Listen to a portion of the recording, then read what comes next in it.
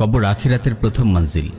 ওসমান বিন আফফান রাদিয়াল্লাহু তাআলা আনহু কবরের পাশে এত বেশি কাঁদতেন যে তার দাড়ি ভিজে যেত। তাকে বলা হলো, আপনি জান্নাত জাহান্নামের আলোচনা করলে এত কাঁদেন না, কিন্তু কবরের পাশে আসলেই এত বেশি কাঁদেন কেন? তিনি উত্তর দেন, আমি রাসূল সাল্লাল্লাহু আলাইহি ওয়াসাল্লামকে বলতে শুনেছি, কবর হচ্ছে আখিরাতের প্রথম মঞ্জিল। যে কবরে নাজাত পায় তার জন্য পরবর্তী মঞ্জিল সমূহ সহজ হয়ে যায়, আর যে কবরে নাজাত পায় না তার জন্য পরবর্তী মঞ্জিল সমূহ আরো কঠিন হয়ে যায়। আমি তাকে আরো বলতে শুনেছি, আমি কবরের চেয়ে ভীতিকর কোনো দৃশ্য দেখিনি। প্রিয় ভাই ও বোন, কবর প্রতিনিয়ত ডাকছে আমাদের। প্রতিটি মুহূর্তে আমরা নিজেদের অজান্তেই পায়ে পায়ে এগিয়ে যাচ্ছি কবরের দিকে, কিন্তু অন্ধকার কবরের জন্য আমাদের কি কোনো প্রস্তুতি আছে? সুনানে তিরমিজিতে এসেছে, সাইয়্যিদুনা আবু সাঈদ খুদরি রাদিয়াল্লাহু তাআলা আনহু বলেন, একদিন রাসূল সাল্লাল্লাহু আলাইহি ওয়াসাল্লাম জানাজার নামাজে এসে দেখলেন কিছু লোক হাসাহাসি করছে। তিনি বললেন, হে লোকেরা, তোমরা যদি জীবনের স্বাদ বিনষ্টকারী মৃত্যুকে বেশি মনে করতে তবে তোমরা এইভাবে হাসাহাসি করতে না। তোমরা জীবনের স্বাদ বিনষ্টকারী মৃত্যুকে খুব বেশি স্মরণ করো, কেননা কবর প্রতিদিন দুনিয়াবাসীকে সম্বোধন করে বলতে থাকে, আমি অপরিচিত ঘর, আমি একাকিত্বের ঘর, আমি মাটির ঘর, আমি পোকামাকড়ের ঘর। যখন কোনো মুমিন বান্দাকে দাফন করা হয় তখন কবর তাকে বলে, স্বাগতম তোমাকে। আমার পিঠের উপর যত মানুষ চলাফেরা করে তাদের মধ্যে তুমিই ছিলে আমার সবচেয়ে বেশি প্রিয়। আজ যখন তুমি আমার তত্ত্বাবধানে এসেছো এবং তুমি আমারই হয়ে গেছো, তোমার সঙ্গে আমি কেমন সৌজন্যমূলক আচরণ করি তা অচিরেই তুমি দেখতে পাবে।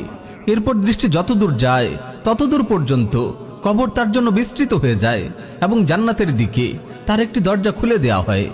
আর যখন কোনো কাফির বদকার বান্দাকে দাফন করা হয় তখন কবর তাকে বলে, আমার পিঠের উপর যারা বিচরণ করে তাদের মাঝে তুমিই ছিলে আমার কাছে সবচেয়ে বেশি ঘৃণ্য।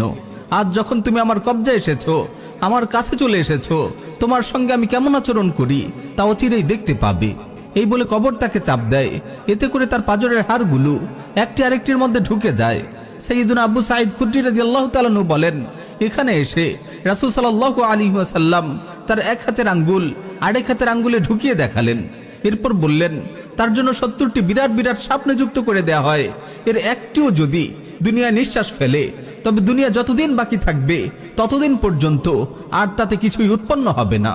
কিয়ামতের দিন পর্যন্ত এই সাপগুলো তাকে দংশন করতে থাকবে। প্রিয় ভাই ও বোন, একটু খেয়াল করে দেখুন না, আমাদের চারপাশের কত মানুষ আমাদের চোখের সামনেই হারিয়ে গেছে। তারা বিরাট বিরাট বাড়ি নির্মাণ করেছিল, অঢেল সম্পদ সঞ্চয় করেছিল, ফুল ফলে ভরা বাগান করেছিল। এসব নিয়ে তারা প্রবঞ্চনার শিকার হয়েছিল। টাকা ও ক্ষমতার জোরে তারা কাউকেই পরোয়া করেনি। কিন্তু আজ তারা কোথায়?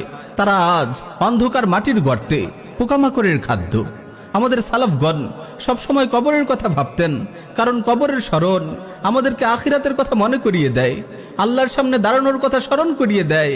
সুফিয়ান সাওরি রাহিমাহুল্লাহ বলেন, যে ব্যক্তি অধিক হাড়ে কবরের কথা স্মরণ করে কবর তার জন্য জান্নাতের বাগান হবে, আর যে কবরের স্মরণ থেকে উদাসীন থাকে কবর তার জন্য জাহান্নামের গর্ত হবে। প্রিয় ভাই ও বোন, যে ব্যক্তি কবরের কথা স্মরণ করে, চোখের সামনে হারিয়ে যাওয়া মানুষদের নিয়ে ভাবে এবং নিজের আসন্ন পরিণতি নিয়ে চিন্তা করে, তার আমল করার তৌফিক লাভ হয়। সে যখন কল্পনা করে তার সুগঠিত কোমল শরীর একদিন কবরের অন্ধকার গর্তে নিক্ষিপ্ত হবে, তার শরীরে পচন ধরবে, তার অঙ্গ প্রত্যঙ্গের জোড়াগুলো খুলে যাবে, তখন সে অন্যের মৃত্যু দেখে নিজের মৃত্যু নিয়েই বেশি চিন্তা করবে। কবরের স্মরণ তার জীবনকে আখিরাতমুখী করে দেবে। আল্লাহ তাআলা আমাদের সবাইকে বেশি বেশি করে কবরের কথা স্মরণ করার তৌফিক দিন। আমিন ইয়া রাব্বাল আলামিন।